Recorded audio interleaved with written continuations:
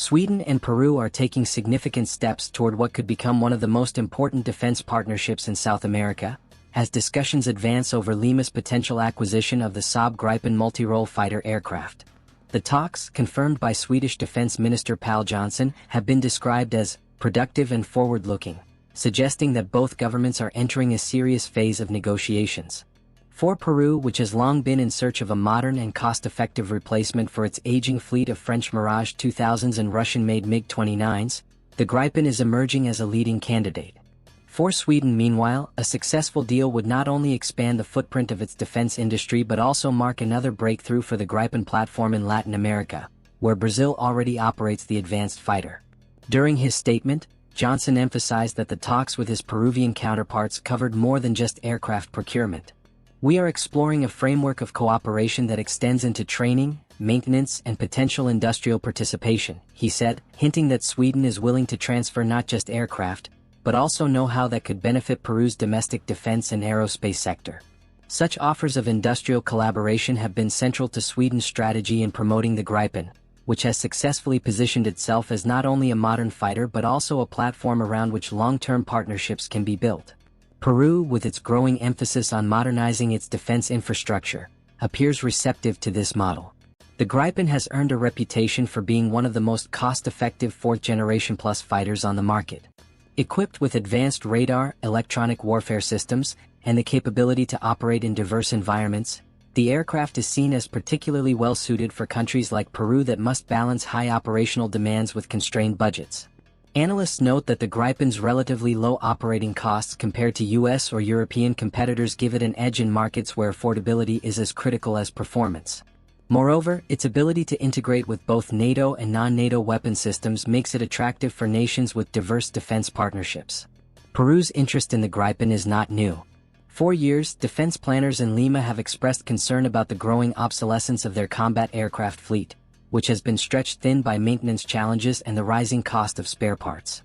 The Mirage 2000s, purchased in the 1980s, are approaching the end of their operational life, while the MiG-29s, acquired in the late 1990s, face reliability issues. The Peruvian Air Force has explored several options for replacements, including US-made F-16s and European fighters, but the Gripen appears to be aligning well with both financial and strategic considerations. If finalized, the deal could see Peru join Brazil as the second Latin American nation to fly the Gripen, opening possibilities for regional cooperation in training, maintenance, and operational exercises. For Sweden, the stakes are equally high. Saab has been actively marketing the Gripen to new international customers, aiming to expand beyond its traditional markets in Europe. The success of Brazil's Gripen E program, which included a robust technology transfer and local assembly component, has served as a showcase for how the aircraft can fit into broader national development strategies.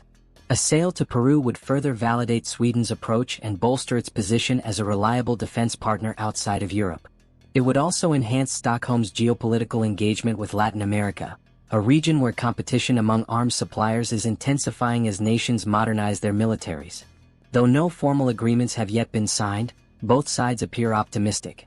Peruvian officials have not disclosed specific timelines or procurement numbers, but defense analysts suggest that Lima could be considering a squadron-sized order, potentially ranging between 12 to 24 aircraft, depending on financial resources and long-term planning. Funding remains one of the key challenges for Peru, as economic pressures and competing domestic priorities often constrain large-scale defense spending. However, if Sweden offers favorable financing terms or phased delivery schedules, the Gripen deal could become more feasible.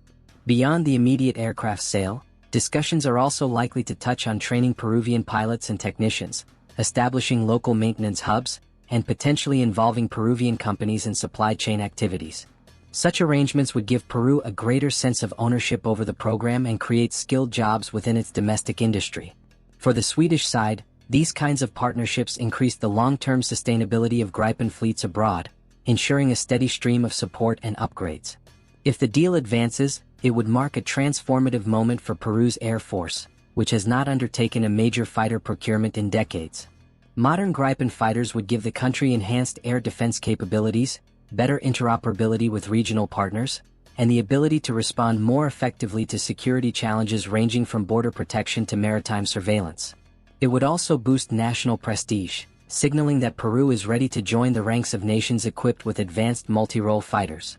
Ultimately, Sweden and Peru's ongoing talks underscore a broader trend. Nations with limited budgets but pressing security needs are increasingly turning to cost-effective yet technologically sophisticated solutions like the Gripen. While hurdles remain, particularly financial ones, the growing momentum behind the discussions suggests that Lima could be seriously considering the Swedish fighter as its next-generation combat aircraft. If finalized, the deal would not only reshape Peru's air capabilities but also further cement Sweden's reputation as a leading player in the international defense market.